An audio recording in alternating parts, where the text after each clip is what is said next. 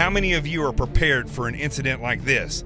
Get my new book, Sheep No More, The Art of Awareness and Attack Survival, and I will teach you to think like an attacker so you can truly defend yourself. Don't just react, act. Available for pre-order now on Amazon and Barnes & Noble. Sheep No More. Get it.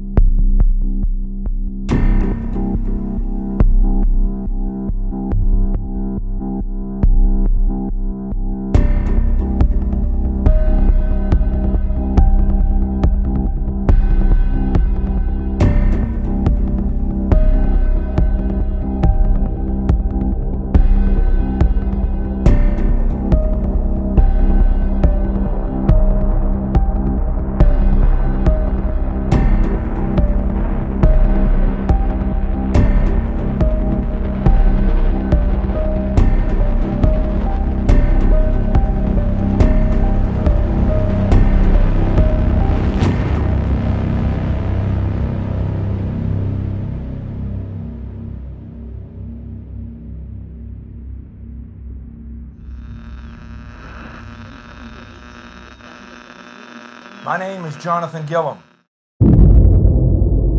And this is The Experts.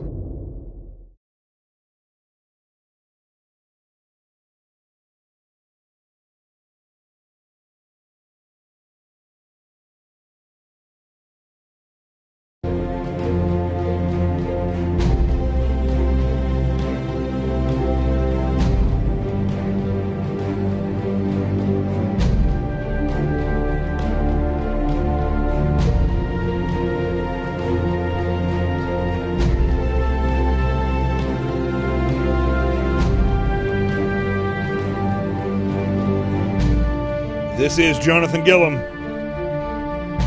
and this is The Experts on Facebook Live, Twitter, and YouTube.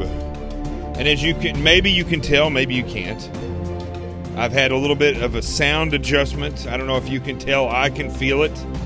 I had my good buddy Brian Gosher, who created all the music. I don't think he did this actual song, but all the intros that you hear, the music at the end of this show, I actually got this song before I met Brian, but the rest of the music that you'll hear, the very, very beginning music that you hear when we come on, Brian came over and he helped me set up all my equipment so I can start the recording for my book, so I can do the voice, the audio recording for my book, which will be available, I believe, through Audible.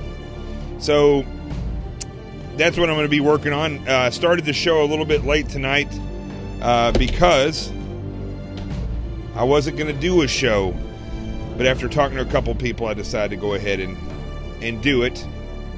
I'll explain that real quick and we'll go ahead and get started. How many of you are prepared for an incident like this? Get my new book, Sheep No More, The Art of Awareness and Attack Survival, and I will teach you to think like an attacker so you can truly defend yourself. Don't just react, act. Available for pre-order now on Amazon and Barnes & Noble. Sheep No More. Get it.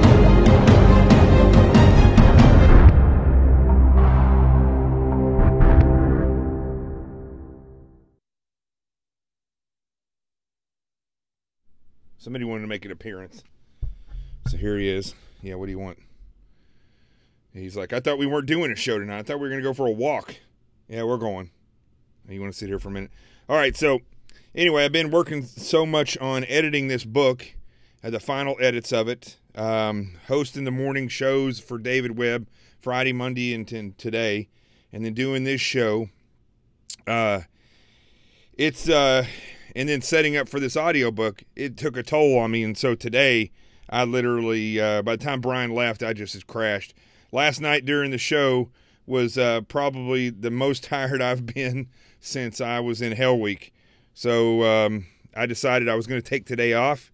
But then, and I was going to tell everybody at about 7 o'clock tonight. But I started looking at some of the stuff in the news, and I just couldn't get past at least one thing. So I figured I would cover that tonight. And then, there's a couple of things in the headlines that are really good. But I don't think tomorrow's going to be a good news day, I have a feeling. So we'll be able to cover the majority of stuff that's in the news, and then we'll go from there. But I wanted to cover a little bit about this guy, Ben Sass, or however you want to say his name. And then we'll get out of here tonight, because I know people are probably watching the game and stuff. So what do you think, dog? You want to get down? Yeah, okay. Hold on. Down you go. Gosh, 17 and a half. He's so fragile. It's unbelievable. Get out of here, but he's aggravating at the same time. All right, see you later. So, it's interesting this time of the year. This time of the year, it's very... it's cool enough to where you can wear something like this, right? And it was, but it's so humid outside that I have to turn on the air conditioner. Well, I turned the air conditioner off to do this show, and I put this on because it was freezing in my house, and now I'm dying. It's absolutely warm in here, so it's probably a good thing I'm not going to do too long of a show. So I went to, this guy, Ben Sassy. I don't know how you actually say his name. I think it's Ben Sassy. Which he ain't too sassy, and you're going to understand why after I show you this. This guy is coming down on Trump. He's coming down on Trump on president's, I guess who they were, at least for Sean Hannity, who his, look at this guy. What do I keep telling everybody? If you want to, it's like, when you see a crocodile in the water, you just know not to mess with that thing, right? Well, would you hang out with this guy? Look at this guy. All right? What's interesting about him and so many other people in politics is that if he wasn't in politics, there wouldn't be a whole lot of people hanging out and around this guy. I can guarantee it. It's just the looks of some of these people. And I'm not somebody who's critical on people's looks. Heaven knows, look at this guy. Look at this face. But you can tell a lot about a person by just the looks that God gave him. This spells nothing to me. Like, yeah. Like, can you move over so we can continue to move forward? I mean, that's what this guy looks like. Now, when you look at his resume, the reason I wanted to concentrate on him is because he fits the mold of all these people that I'm constantly talking about in Washington, D.C., that when you look, Bill Clinton was this way. Bill Clinton was very similar in this fashion. Barack Obama, but it's not just them. You look at Paul Ryan, you look at a lot of these different people. I know people hate this, but when I say Ted Cruz has a lot of experience, but what led them to the point? Okay, so in other words, experience, yes. Most of us have experience climbing the ladder of success. We go like this, we get this base foundation of experience, we then work our way to this position, we jump over to here, and we slowly work our way up to, for people that are really successful, they will slowly work their way up to a level. Everybody that's watching this show probably understands this fully. You don't just graduate college and go, like, let's say you work in a hospital. You don't graduate from college and then become or graduate from medical school and all of a sudden you're the number one doctor in the hospital. That doesn't happen. You also don't graduate from medical school and all of a sudden you're the number one advisor in operations telling doctors how to open up a chest and cut a heart out and replace the heart, right? That doesn't happen in medicine. Why? Because medicine, you have to have years and years of experience beyond just the schooling in order to do that effective job or do that job effectively. Otherwise, people will die or people will be further injured. It's the same thing in the military. You don't graduate from SEAL training, for instance, and then where you're, commander of a SEAL team. You also don't graduate from SEAL training and then are an advisor to the admiral on how SEALs should work. You're not going to do that. Okay, it's going to take years and years and years of experience, far exceeding the experience that I had when I was a SEAL, 5 years in the SEAL teams. I mean, there's guys that were in the SEAL teams for 20, 30 years where they work their way forward. They're gaining knowledge all the time of new and innovative things, old and historical things, the way we did them, things that are effective, things that aren't.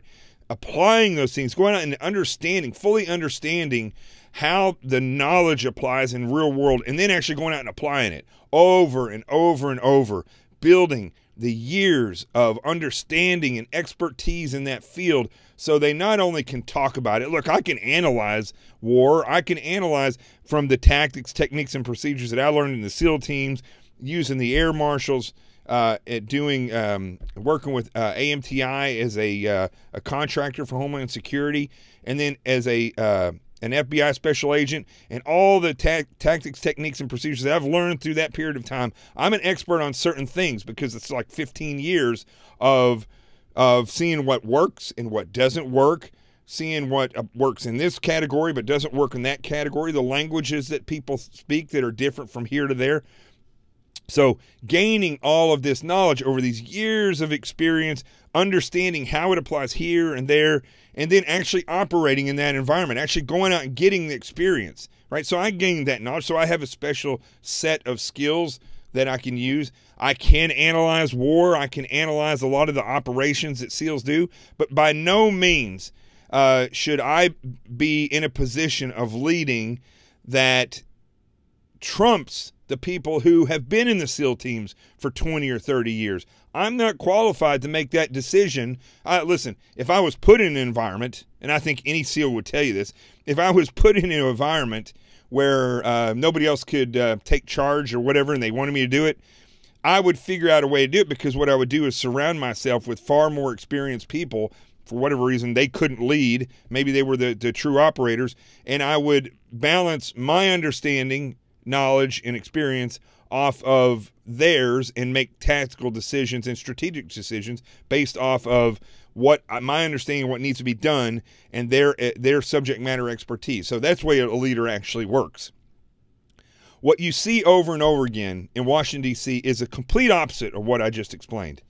What you see with people like this Ben Sasse guy is somebody who, excuse me, somebody who's been in politics since 2014. He's actually sworn in 2015.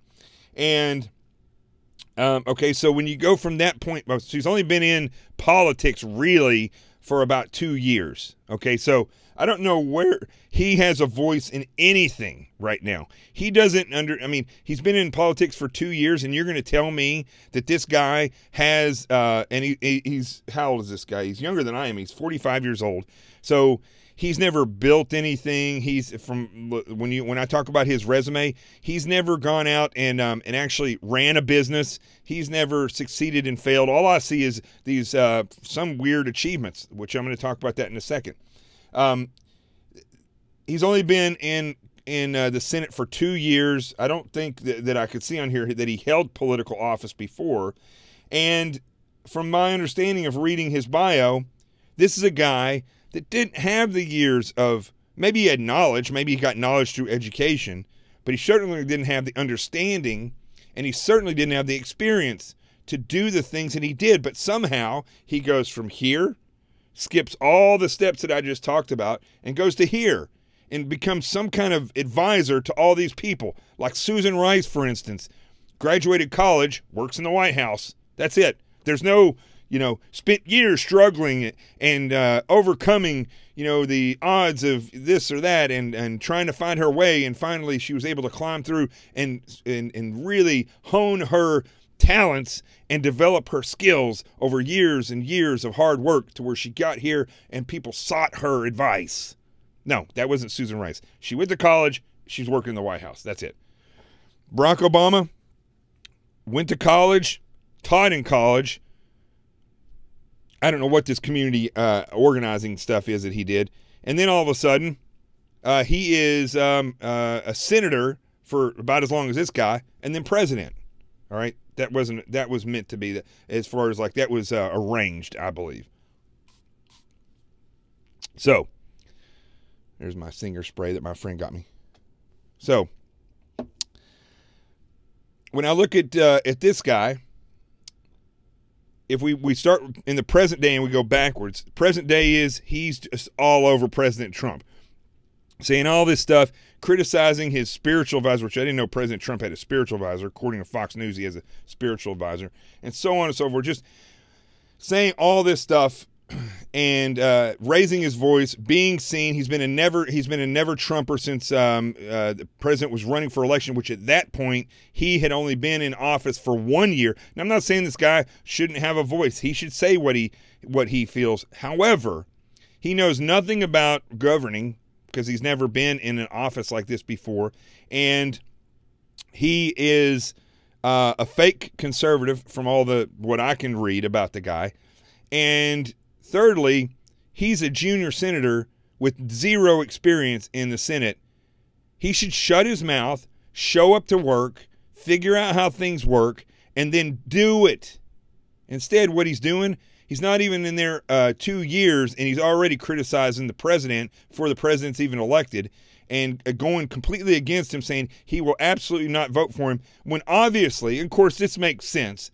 So many people that don't like President Trump don't understand the qualities that he has. Look, does he have bad qualities? Yeah, we all do. I'm no perfect person. You know how people burn bridges? I don't burn bridges. I blow them up. That's a problem that I have. I've tried to overcome that in my life, and I'm working on it still at 48, almost 49 years old. So this guy doesn't understand that he should shut his mouth and that he should learn how to climb the ladder of success, but he doesn't do that because that's not what he's never done that. It's silver bullet after silver bullet after silver bullet. And so he's criticizing the president when he doesn't even know or understand. It's clear when you listen to what he says and what his experience is. He doesn't understand the operational experience that President Trump has. And a lot of people don't understand that. I was talking to somebody today, and of course they brought up the inevitable that he went bankrupt. 5 of his companies went bankrupt. Okay, that's out of like, I don't know, I don't remember how many it was, like 200-300 businesses. Look, I started a business, and as weird as it sounds, the government doesn't want you to succeed in business. They don't. And attorneys don't want you to succeed in business. Anytime somebody can sue you or go after you, other people that you think are your friends, they don't want you to succeed in business. They will try to steal your ideas. And listen, SEALs are the worst. They will steal your ideas in a second. I don't care how good of friends they are with you. So starting and running a business from nothing is extremely difficult. Even if you have a certain amount of money given to you, to be able to start and run successful businesses over and over and over is not something that you just can do because you have money.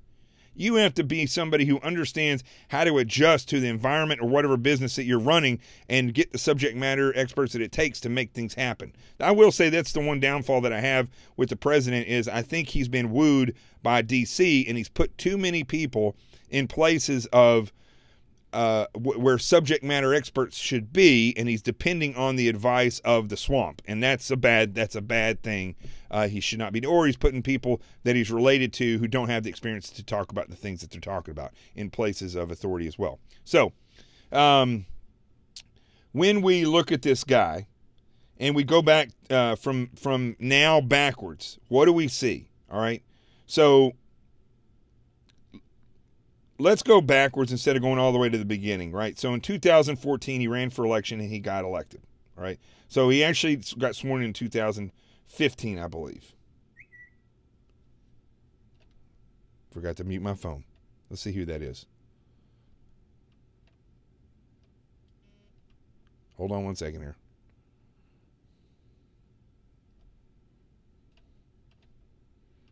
Okay. So, I'll look at that in a minute, Michael Jack. I love when I'm doing a show and somebody that's on the show tweets me or texts me because it must be that groundbreaking. I got to look at it right now. Okay. I'll get to that here in a little bit. So, if we start now and we work backwards with this Ben Sasse guy, what, first of all, is that this guy's real name? He's Ben Sasse. He needs to have the sass smacked right out of him. In 2014, he was elected, right? And then he got sworn in. Hasn't had really time to do anything at this point, and said he ran on the premise that he was against Obamacare, that he thought Obamacare should be repealed, and all these different things. And basically, I think, from what I'm reading about this guy, he was one of these people that thought Hillary Clinton was going to win, and he wasn't worried about it. All these people who ran, that had these silver bullets and went boom, boom, boom, they ran thinking that Hillary Clinton was going to win, so they could say anything they wanted to say bad about Obamacare in order to get elected, because they thought it was going to stay in place. So they would just they would ride that out. She would get elected, and then they would make their career off of that, going back and forth with the Democrats. And that is, in a lot of ways, I think, orchestrated by the Democrats. And these people, listen, how bad of a job is it? Well, you become a fighter for the right. You get paid a tremendous amount. You become a millionaire, and you get a pension when you leave, which most of these people are so rich they're not concerned about that pension. But in everything you get, they think they become super or pseudo celebrities. So okay, the only gist for that is you are covertly working for the Democratic Party. I think that's what happens with these people a lot of times. So, so this guy, now we go backwards, 1994 to 2009. I mean, just listen to how this guy's career works. First off, even before that, he grew up in Nebraska. He goes to, let me see, where are all these nefarious people graduating college from, right? How many times have I said these silver bullets by these people that graduate Harvard and Columbia and all these Ivy League schools, how they have these silver bullets, they go boom, boom, boom, they don't get the experience, but yet they're the policy makers in this country, and they're making policies based on subjects that they have no idea at all what reality is with what's effective and what's not. Well, he graduates from Harvard University in 1994. Go figure. Bachelor's degree in government, which I guess makes him an expert in how government should work. Now, considering the fact that the majority of failed policies in the history of this country have been written by people that graduated from Harvard, I personally, if I was president, would never hire somebody that had a degree from Harvard. Unless they had some kind of stellar resume that graduated from Harvard, they went to all these different, the military, and did all these things and operated and took themselves down before they started their climb up. Maybe then I would consider those people. But I'm not going to hire somebody who just graduated from Harvard as though Harvard is better than University of Arkansas at Little Rock, where I went, or Texas A&M, or VMI, Virginia Military Institute. I wish I could have gotten into that school. Very envious of people that went there. So he also studied at the University of Oxford. So this guy followed in line with Clinton in a lot of ways, and Susan Rice.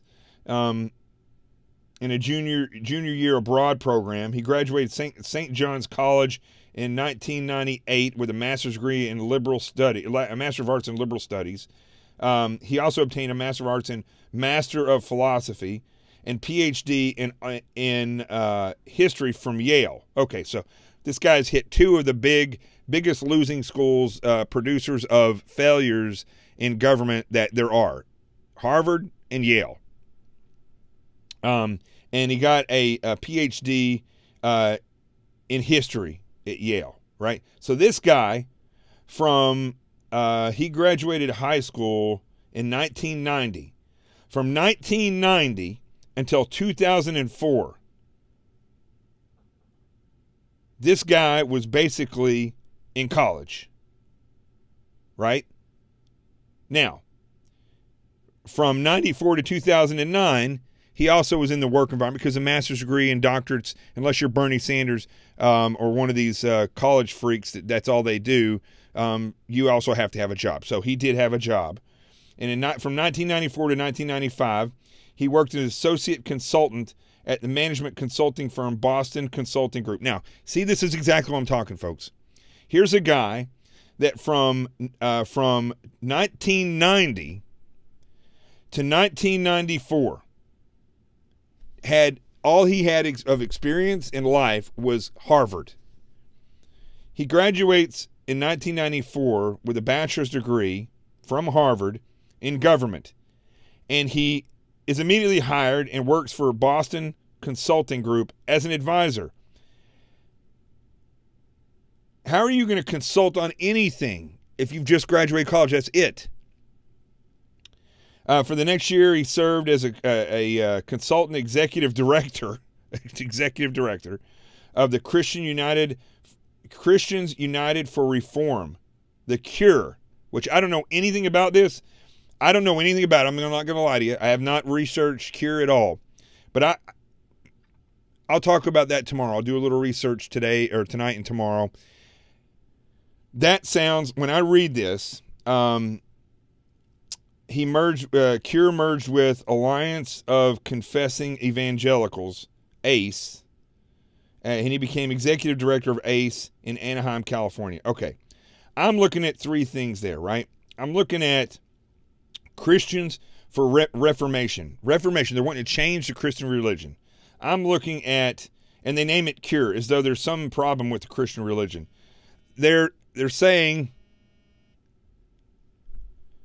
that when Cure merged with Alliance of Confessing Evangelicals, again, this is an apologetic group, I can guarantee it, and the fact that they're using the word evangelicals is a huge, huge problem for me. I cannot stand that word evangelical. It's just another attempt by, I believe, communist subversives to get people away from the term Christian.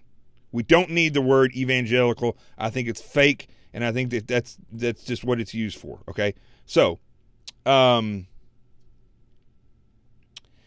the fact that this is in Anaheim, California, where all kinds of weirdness come out of California when it comes to Christianity. It's a bastardized in California like you can't believe. And there's a reason for that, because that's one of the seats of communism and subversion. So here you go. Again, goes to college, goes to Harvard, graduates in 1994. I'm not impressed by Harvard, okay? So that's not a plus in my eyes, the fact that he graduated Harvard. Immediately becomes a consultant for some company, and then works as some kind of executive director of two different Christian apologetic groups. Now, I don't know this for sure, but I'm looking at these. And I've got to think that's what this is. In 2004, now 10 years after he graduated, he's only worked at this level. He went from college to executive. There's no work in between there, right? He served as chief of staff for the U.S. Department of Justice of Legal at the U.S. Department of Justice of Legal Policy. So you're telling me, from 2004 to 2005, a guy that has zero experience in life, a guy that's not an attorney, from what I can see here, not an attorney,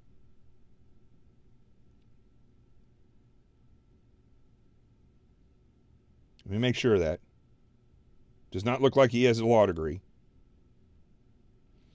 He becomes the chief of staff for the U.S. Department of Justice Office of legal policy in Washington, D.C. So this guy graduates high school, goes to Harvard, jumps to the executive level, and then jumps to the chief of staff for legal policy at the Department of Justice. There's no in between. There's no time in working in as an attorney somewhere. It was college, executive while he's getting more college, and then chief of staff in the Department of Justice. Do you see how this is so odd? And he's criticizing on a daily basis a man who's president. Forget it for a minute. If you don't like Trump, forget about whether you like him or not. Just go on his resume. His resume of running successful businesses, of branding and rebranding, of failing and then succeeding, reinventing the Trump name on and over and over again. This guy doesn't do any of that stuff. He goes bing, bang, boom. He's up here. Now, that's until 2009. He also was teaching part-time as an assistant professor at University of Texas Austin, which tells me he wasn't doing much at the Department of Justice. He was commuting to Austin to teach from Washington, D.C. Gee, I wonder whose dime that was on. Somebody needs to look into that, because I can almost guarantee you that this guy was somehow using Department of Justice funds to travel back and forth to Austin, Texas. I can almost guarantee you that's the case. Sassy left the Department of Justice in 2005 to serve as chief of staff for Representative Jeff Fortenberry, Republican, Nebraska. So now he's another chief of staff. You see what I mean? These people that we see in Washington, D.C. that are failures, that are weird, that act weird, look weird, do nefarious things, and have no concept of the reality of how the rest of the country lives, they don't function here. They go here, here. It gets even better.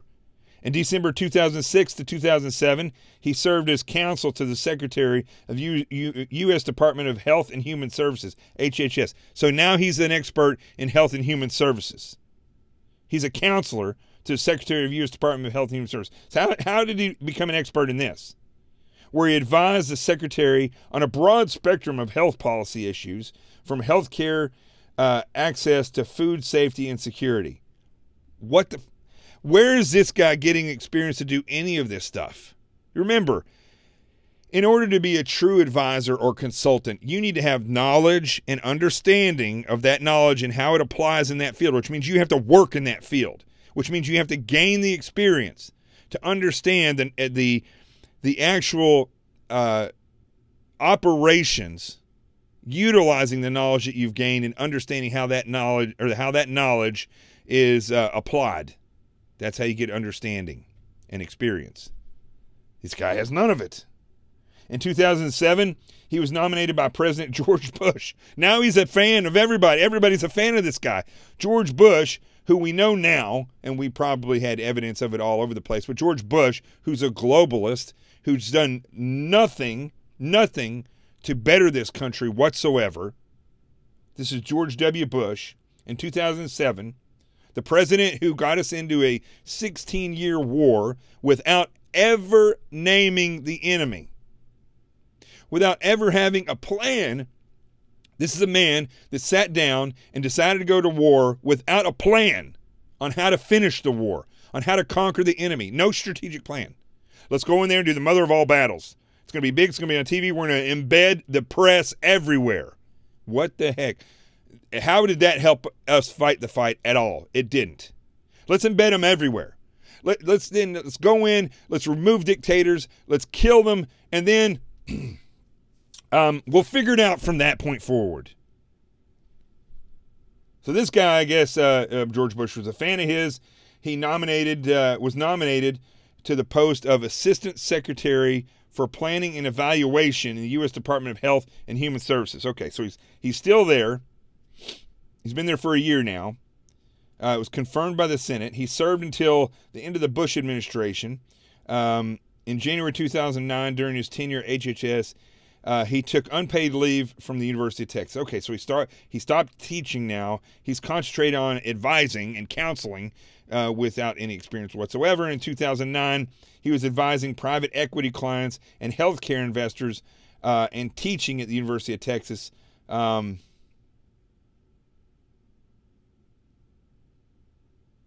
2009, he officially joined the University of Texas LBJ School of Public Affairs Center for Politics and Governance as a fellow. You see how these people continue to be rewarded? It's not like somebody who's been working in the trenches in public housing for years and years. They understand the failures of public housing. They understand where it works and where it fails, and they work, on the local level, right? Those people are not being brought up to be advisors. No. They would never touch those people. What happens is they bring people that graduate Harvard or Yale, and they put those people up and have them advise all this stuff and have them take over it. And then they give them fellows at other school so they can go in and get paid even more at these other schools when they have zero practical experience in anything that they're advising on. He then became the 15th president at Midland University in October 2009. He got a lot of stuff happening in his resume in 2009, none of which, in this period of time that I'm talking about, there's nothing there that shows me that he learned to operate in any specific field. It's not like he was, for this period of time, he was growing and learning and experiencing and applying the knowledge that he had and figuring out what things worked and what things didn't, and how, as a leader, and he could counsel other leaders and bring people. There was none of that, right? None of it. He just went from here to there. And then became the president of a university after being named a fellow, after being appointed to 2 different places in HHS and working for the Department of Justice as some kind of chief of staff. He's just 37 at this point, folks. 37, that's it. At 37, I'm not tooting my horn, folks, and I could name 10 other people that's done more than I have. Right, but at 37, I had come from an extremely poor family. I don't even think the people in Bryant that I know that may be watching this show knew how poor we were, or up in Yellville, we were extremely poor. And I pulled myself up after having a terrible grade point average at Bryant High School. I was like in the top below 1% of the class as far as academics go, because I had a terrible – I did not know how to learn. I didn't know how to teach myself to learn. I didn't know how to study. And I was never tested for learning disabilities. Who knows? But who knows? Sometimes I wonder if testing people for learning disabilities is a bad thing, because then it gives them a crutch. But I learned how to learn thanks to Butler, my good buddy Butler, who I will tell you, and I'll show you this picture here in a minute. Thanks to Butler, my good friend, for letting me know this. It's our 20-year anniversary for graduating officer candidate school in the Navy. So I'm going to have to pull that picture up here in a second. So let's see here. Let me just download this real quick.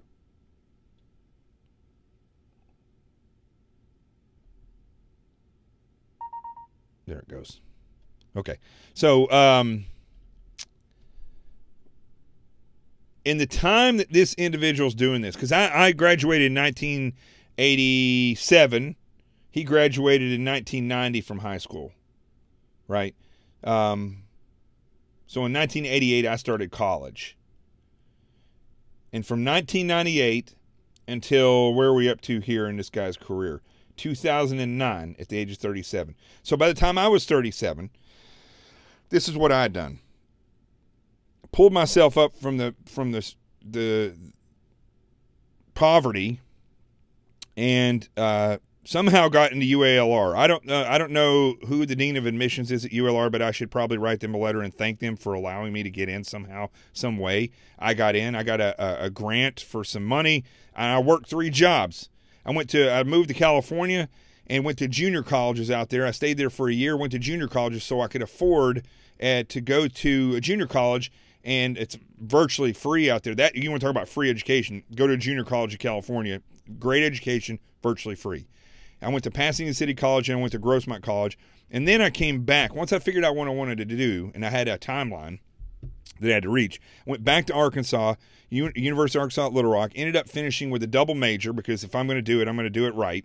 So I got a double major in political science and psychology, working 3 jobs, sometimes 4 jobs, in order to pay for school and get my way through there. Sometimes I lived on my own. Sometimes I moved back home, depending on what I could afford and where I was working at the time.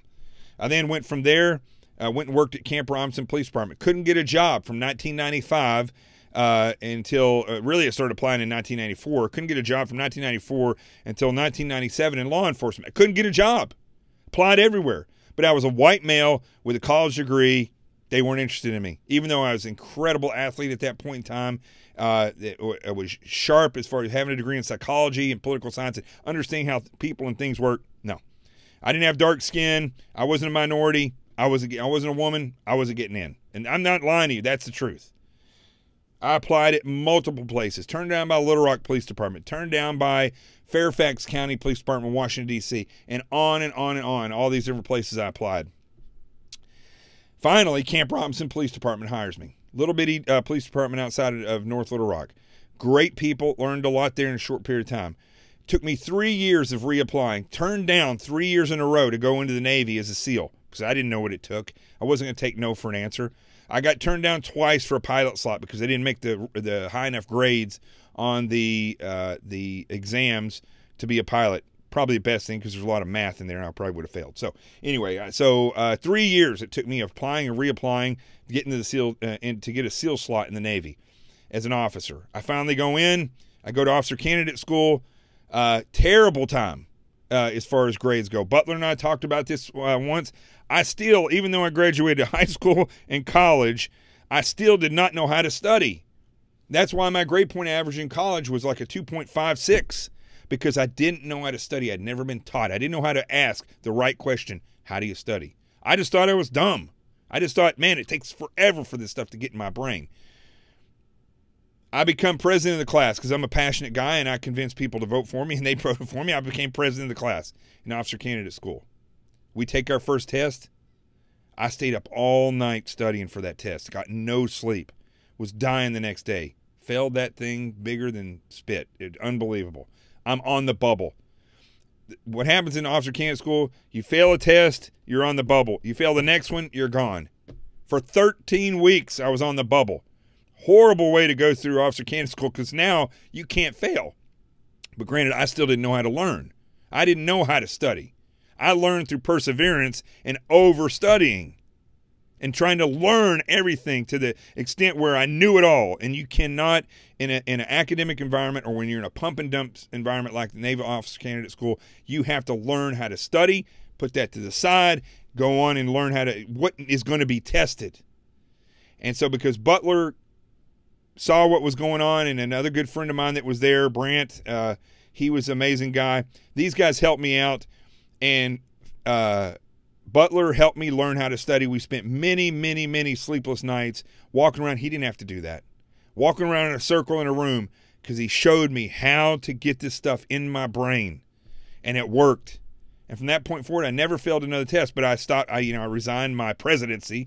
I gave it the old Richard Nixon thunder peace signs and resigned. And it was difficult, terrible, tragic, hard on me. I never felt so broken in my life when I had to give that up. But that's what a leader does. They have to learn how to fail. So as Butler was teaching me to learn how to study, I was learning how to fail. And I was learning how to come back from that failure. See, there's a way that you can fail. You can either fail because you're completely lost, you don't know what you're doing, and you crash and burn, right? That's a painful way to fail. But I don't know if it's even harder, probably harder, where you know you have the capacity to be the best, but you just don't know how. And you have to make the decision to step back and away from it for a while and not succeed. That's an extremely hard thing to learn because it takes a strong personality to then say, I've got to go back, I've got to do this again, and I'm going to succeed. So that's what I did. I took a step back. I resigned from being the president. Butler and I continued to push forward. We then became completely hated by the class because We became the motivators. At least that's what we thought. We had to make fun of this stressful environment, and that's what we did. I still don't know why. Butler's the only person I've ever met that when he eats shrimp, he actually eats the whole shrimp tail. You know how you have that thing on the end that you pull off and nobody wants that? He eats the whole thing. First off, I don't know how he chews that up or digests it. That's another mystery. We'll have to have Butler explain that. So I graduate from Officer Candidate School. I go to BUD/S. BUD/S was a tremendous experience for me because now I'm applying what I've learned from Officer Candidate School here.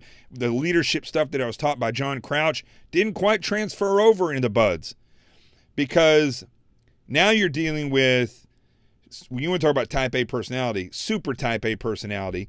Now I'd learned how to study. I learned how to pass tests, but I hadn't quite learned how to lead individuals who were already motivated, and that's a hard thing.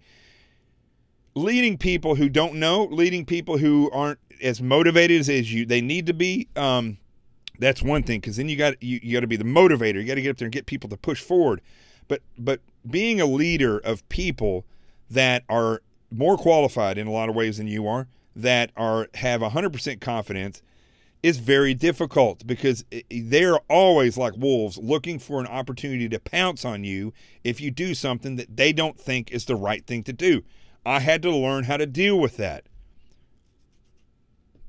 I go through BUD/S. This story could go on all night, and I'm not going to go on all night with it. But then I go from BUD/S. I go to Panama to do junior officer training. I come back. I go through SEAL tactical training. I go to Ranger School. I come back from Ranger School, and I get my Trident. Ranger School, I learned 62 days, eating 1 meal a day on average and sleeping 2 hours a night on average for 62 days while you're moving. You're being graded constantly. You can't fall asleep when you're on your post, when you're doing things. You're leading people that don't want to be there. You're having to motivate those people. You're having to deal with other people that have the subject matter expertise to be there and have the egos to succeed, and that's difficult. Made it through that. Graduated there. Then went on into the SEAL teams, into a platoon, got out, went to the Air Marshals, went for the Air Marshals doing contract work, learning how to apply all this unconventional warfare type of thinking into how a terrorist would attack, which is unconventional warfare, would attack the country, and going all over the country, systematically looking at each different target. Coincidentally, this week in Miami, a case came down where the Bureau arrested a guy who was going to attempt to bomb the Dolphin Mall in Miami. Myself and the other individuals from AMTI, that is one of the targets that we did a site assist visit on when I worked for AMTI for Homeland Security, and we did a threat assessment of this mall, and we told them, if you are going to be attacked, it's going to be by a bomber or probably a shooter that comes in here. It doesn't take any stretch of the imagination to figure out that's how you would attack a mall. But what was different was that we told them why they would be in particularly a target. And there's reasons why I'm not going to go into. But as it turns out, this many years later, they were a target. And luckily, the Bureau foiled that using undercover agents. So I go from there into the FBI. In the FBI, I'm crazy how I ended up there. That's where I planned on being, but I ended up in the FBI doing on a criminal squad. I just met up with somebody that was on that squad the other day, talking about how we were on an arrest. This was a huge arrest. I can't remember how many people got arrested all over New York City, but it was like, I don't know, it was like 20, 30 people got arrested, maybe more. But the guy that I was supposed to be on was known to carry a gun, had assaulted people, I think spent time in prison before. So I have an NYPD detective that's in another car. We're watching this house, waiting for this guy to come home. And when I see him drive up, I call on the radio. I said, I wish he was watching this. When I call on the radio, I said, hey, the guy just drove up. No, nothing answers. I call again, nobody answers. I finally called the guy on the phone. I was like, where are you? And he said, oh, I'm over here. He was in a completely different borough of New York City because his bosses in the NYPD decided to pull him off of this target without telling the guy that he was on the target with. Now I'm watching some guy who's known to carry a weapon, and nobody's there with me. And this was like a couple of weeks after an FBI agent had been shot in New Jersey by FBI SWAT. Way to go. So, and killed. Not just shot and killed. during an arrest operation because they didn't coordinate well enough. So now I'm pissed. So I get my Frogman TNT explosives and I get on the radio and I blow up a bridge and I say, why do I not have a partner here on this target right now? The target is here, and the potential for him to move right now is happening because the guy was out by his car. I was like, why do I not have a partner here? And somebody came across the radio and said, we had to pull him off, and I said, BS. I said this over the radio. I don't have to necessarily say what I said, but I said, that's BS. I'm not gonna end up being somebody who's shot by my own agents or by this guy who's known to carry a gun because you pulled me off of pulled my partner off of a target without telling me. That's crap. Dead silence on the radio. And when I say the whole up to the I'm confusing my terms here, but the ASAC that was running that operations, the assistant special agent in charge, was on the radio, and everybody heard that. That's how Gillum blows up bridges.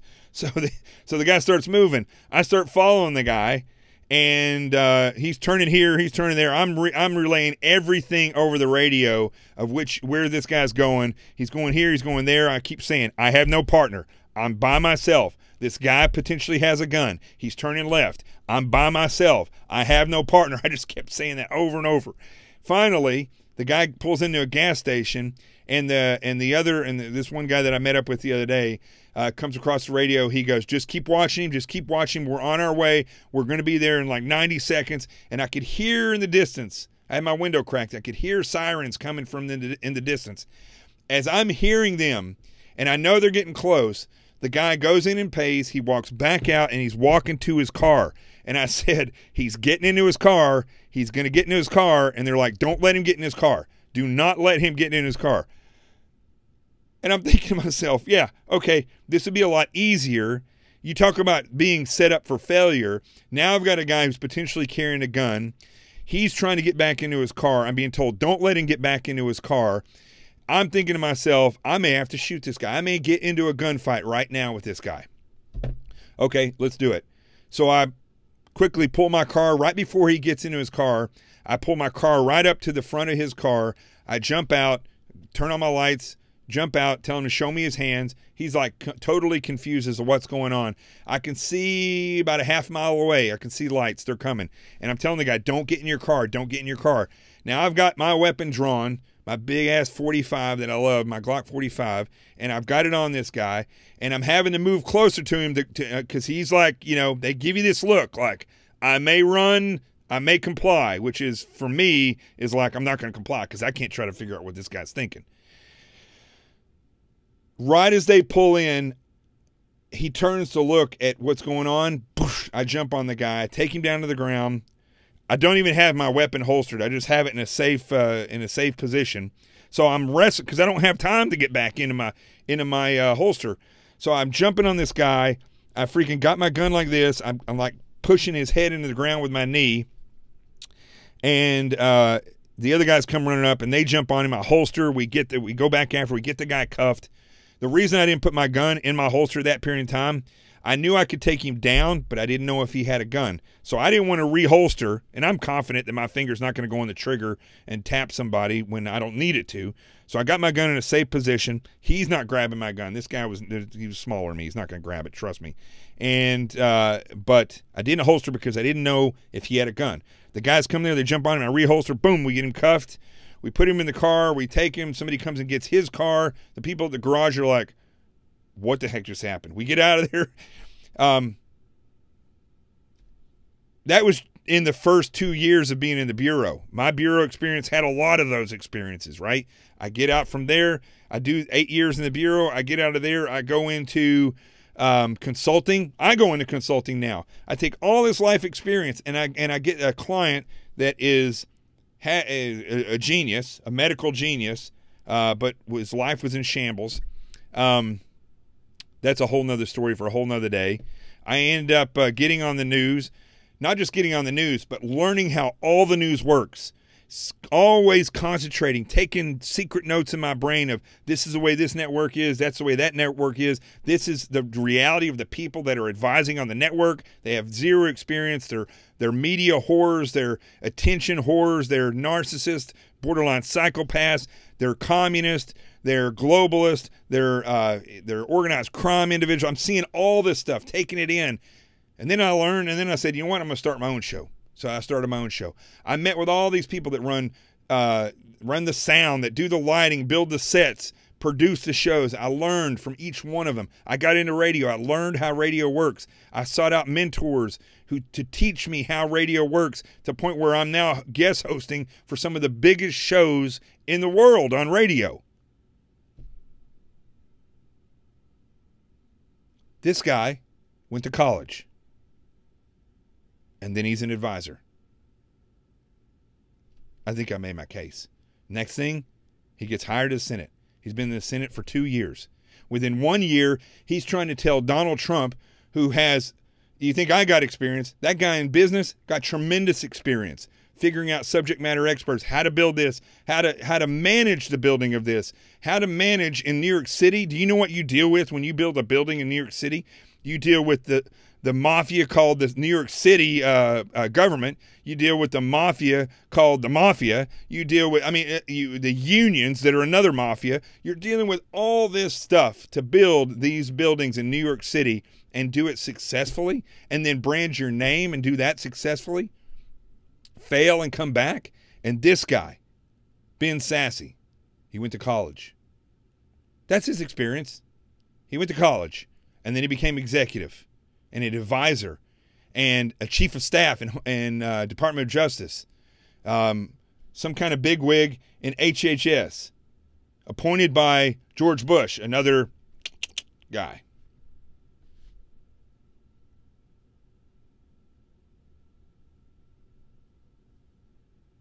You see what I'm pointing out here, folks? Not that I was wanting to show everybody what my experience is. I'm sure there's people watching this that have tons more of successful experience than I have. My career's all over the place. I'll give you that. But do you see the years of ups and downs, the learning experience? I've got hundreds of stories in the Bureau, hundreds of stories in the Air Marshals, hundreds of stories about what happened in the SEAL teams, at AMTI, at Camp Robinson Police Department, all these different things. At Camp Robinson Police Department, funniest story ever. Well, there's two hilarious stories from there. One is, over and over and over, we're told, because I worked 8 to 8 at night until 8 in the morning, I believe is what my shift was. And I was told, do not let yourself go to sleep at like 3 in the morning. More cops are killed in this one witching hour at night than just about any other time. You got to be careful. And I kid you not, right when the sun starts, you know the sun's coming up in a little bit, you can smell the dew in the air, and things are so quiet, and you've been on for 9 hours already, and you're just like this. Every night that was flashing through my brain, you can't fall asleep. It was like this. You can't, wait, no, here, where is it? You can't fall asleep.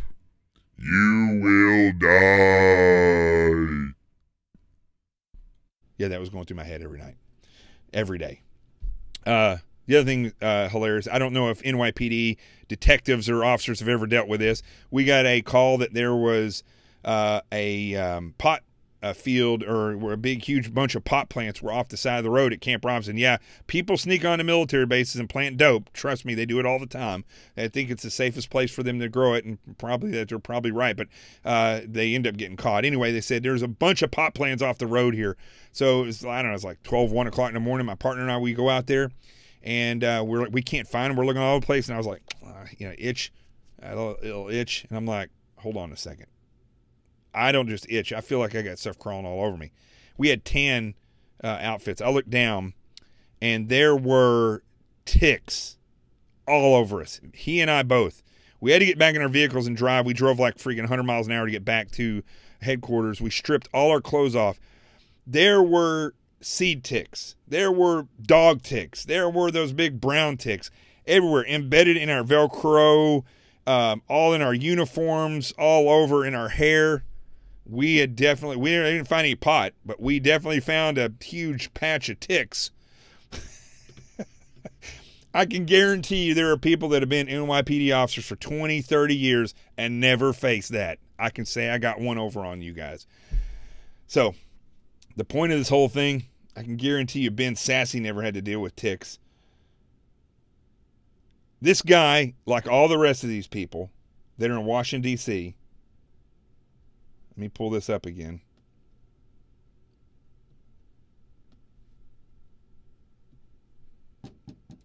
College graduate,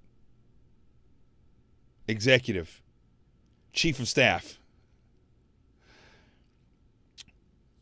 senator. There's nothing in between there, folks. That's it. College graduate, consultant, chief of staff, senator. I said that in what, 10 seconds? That's his career. I got a problem with that. This guy, and you look at people like Representative Frederica Wilson, the psychopathic, narcissistic, cowboy hat wearing weirdo that's down in Florida that uses Gold Star families and the death of soldiers to get attention. John McCain, who can't go away fast enough, who's done nothing in 30 years of being in the Senate, nothing. These types of people that can't shut their mouths. Who's the other guy that resigned today? I can't remember his name. Another worthless guy. Now you see the reality of who they are. I'll use you have a resume better than mine. Let me know. I'll use your resume. I'll use it as an example of how real experience is gained. Not like this. All right, that's it. My short show went a little long. I got to go get eggs for tomorrow. Let me see what else we got here.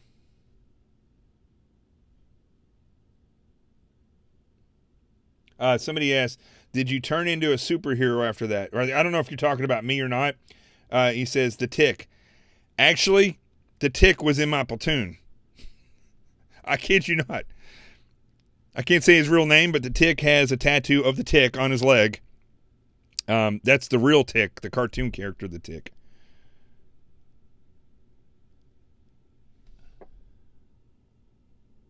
So, I like this now because I've got all Facebook redid their thing, and now I can look at Twitter. I can look at what you guys are saying. And I can look over here at Facebook and see what you guys are saying.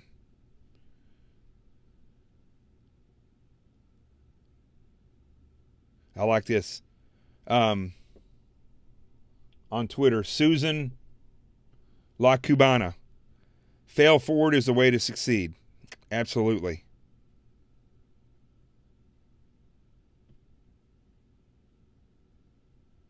Yeah, and let's see here. It's so small on here, it's hard for me to see. BQES says, I prefer the word experience over failure. Amen to that as well.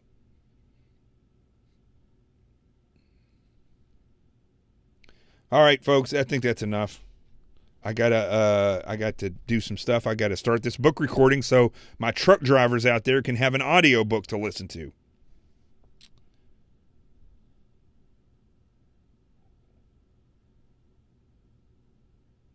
All right, I'm getting out of here. Let me, I'm going to start the Truth Zone here and talk about 20 years ago what happened. So if you're from Officer Candidate School, 02908, I think I said that wrong the last show that I had about this.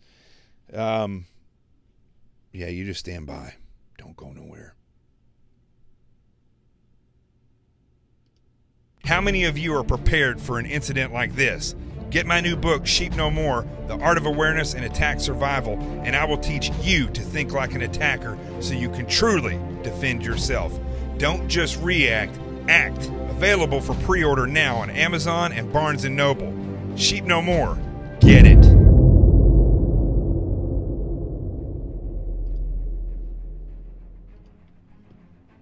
Let me pull this picture up here real quick for you.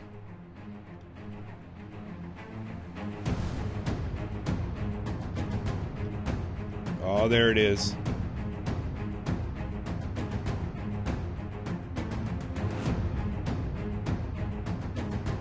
All right, so I'm going to pull this out a little bit. So here we are. There's a Gunnery Sergeant, at that point, Gunnery Sergeant Crouch, retired as First Sergeant United States Marine Corps. There on the right, your right, it would have been our left, in the Marine Corps uniform. And if you can see here, and go figure, these two guys are together. Let me pull this up a little bit.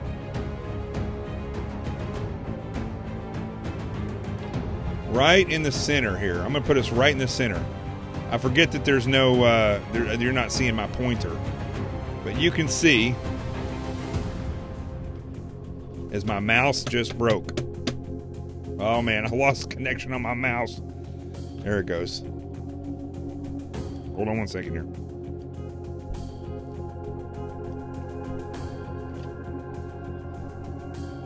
Oh, I lost my mouse. Well, you can see us there. Butler and I. Butler is, dang it. Hold on, folks. I got to stop this for a minute. Let me figure out this mouse of what's going on here. There it goes, maybe. I can't even shut off the screen there. Oh, there it goes. Okay. There you go. Completely ruined the motion of this. Hold on.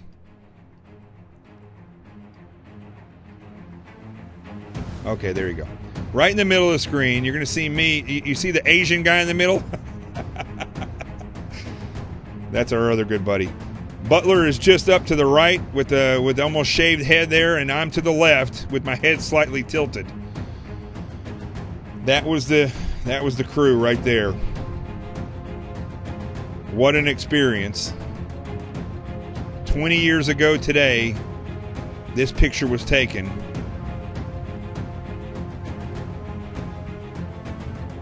And I can't thank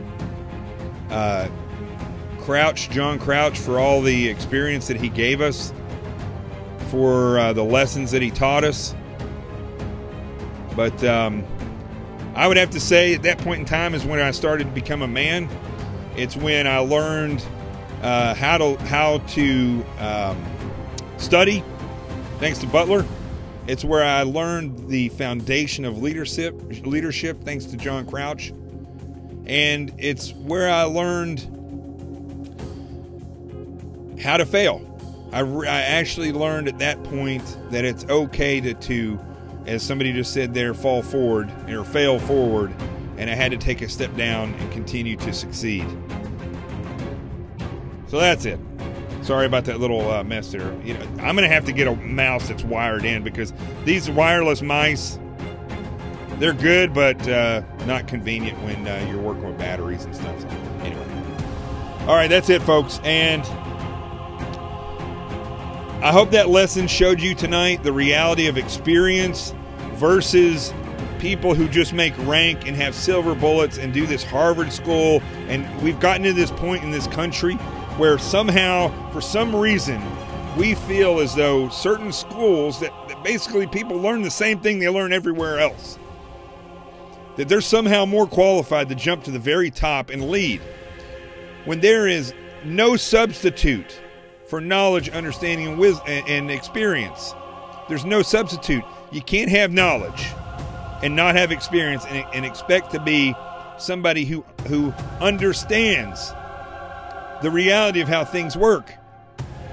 I can't take you with no knowledge and throw you in a job and expect you to be the best at it automatically. You're going to have to learn and acquire that knowledge over years of experience.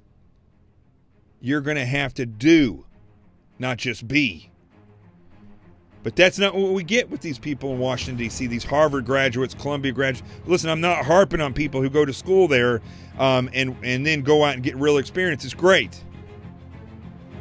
But I know plenty of people who spent tens of thousands of dollars less, and they have systematically changed companies affected governments, led men and women into war, and did an extremely profound job at fighting an enemy. They didn't have Harvard. They had experience. Maybe they had a degree. It wasn't from Columbia or Yale. They had experience. They had failures and successes, and they had to strive to get to the point where they had true knowledge, true wisdom, true understanding, true experience. Without that, you end up like these people in Washington, D.C. Empty suits, making money off of us, living off of our dollar. I'm Jonathan Gillum. My good buddy there, Rico, is asleep.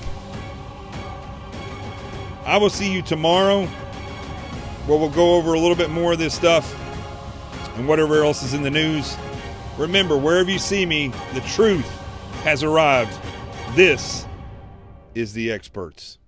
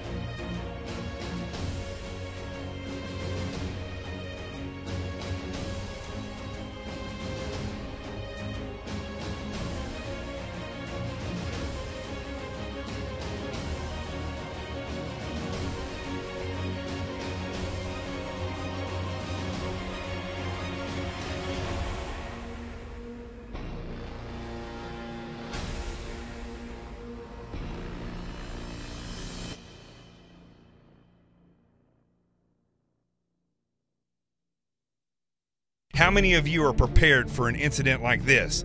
Get my new book, Sheep No More, The Art of Awareness and Attack Survival, and I will teach you to think like an attacker so you can truly defend yourself. Don't just react, act. Available for pre-order now on Amazon and Barnes & Noble. Sheep No More. Get it.